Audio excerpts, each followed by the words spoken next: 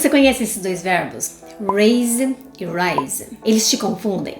Você fica assim, ai meu Deus, uso esse, uso aquele. Eles são pra você tipo um nightmare quando você precisa usar. Não se preocupe, pra mim também era a mesma coisa, ok? Mas fique aí, hoje eu vou tirar todas as suas dúvidas. Hi, eu sou a Teacher Rejane e ajudo você a falar inglês. Bom, raise e rise. Basicamente, pessoal, os dois têm o mesmo significado, tá? Movimento de levantar, ok? Só que existe aí uma diferença básica entre os dois, tá? Vamos começar com o raise. Raise é o verbo regular, para fazer passado e particípio, acrescente ed no final. Raised e raised, tá? Então fale raise, raised, raised. Não fale raised, tá? Fale raised, porque a sua pronúncia importa, ok? Então tá. Movimento para cima, como eu falei, de levantar. Só que o raise, ele precisa de complemento. Ele não se complementa sozinho. Ele precisa de alguma coisinha ali, um substantivo para completá-lo. É o verbo raise, verbo transitivo. Não gosto de falar de gramática, pessoal, mas é difícil ensinar, sabe, uma segunda língua sem falar um pouquinho de gramática, ok? Então vamos lá. Este movimento de levantar, ele precisa de algo, precisa de alguém para fazer esse movimento, tá? Ele não age sozinho, vamos dizer assim. Então, olha esse exemplo.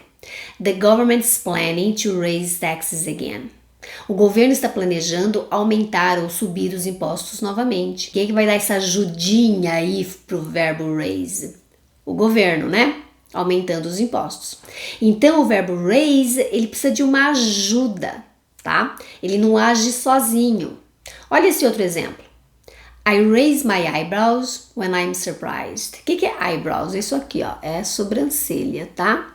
Então, eu levanto a sobrancelha quando estou surpresa. Really?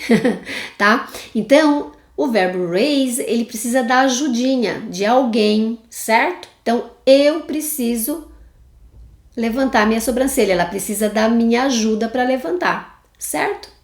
Olha outro exemplo. Teacher fala para os alunos em sala.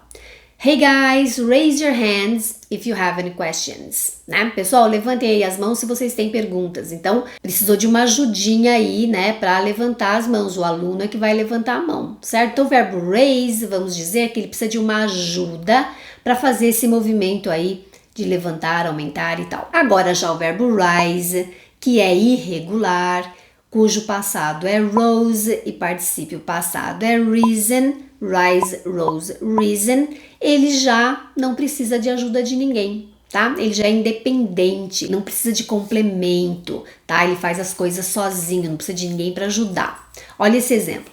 The sun rises every morning.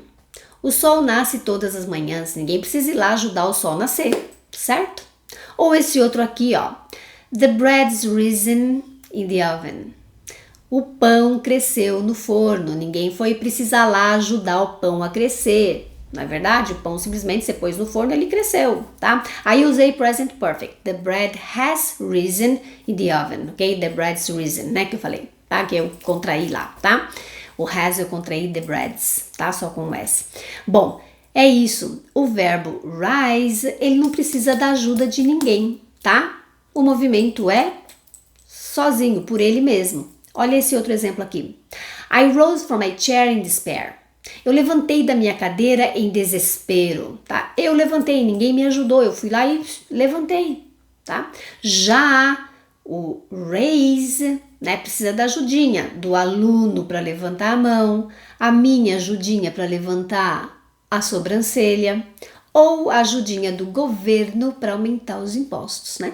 Então vejam a diferença básica aí, né, que faz os dois verbos diferentes, embora sejam sinônimos na tradução, né? Mas, né, no uso eles são diferentes. Tá vendo aí? Bom, o raise eu tenho um bônus para vocês. Raise também é utilizado no sentido de criação, tá? Quando você cria um filho ou quando você, fazendeiro, cria galinha lá na sua fazenda, tá? Cria porco lá na sua fazenda. Pode usar raise nesse sentido. Olha esse exemplo. The farmer raises chickens and pigs. O fazendeiro cria galinhas e porcos, tá vendo? Raise, criar. She was raised by her grandparents. Ela foi criada pelos avós, tá? Então, no sentido de criar, educar, tá? Quando for pessoas, e criar no sentido de criação, né? Para animais e tal, ok? O raise é só um bônus aí para vocês, porque vocês sabem que eu gosto muito de bater nessa tecla, que em inglês as palavras entram em contextos, né? E às vezes um verbo não entra só em um contexto, ok? Então, bônus aí para vocês, ok? Espero ter tirado a dúvida de vocês, espero que vocês aproveitem bastante este vídeo. Até um próximo, bye bye!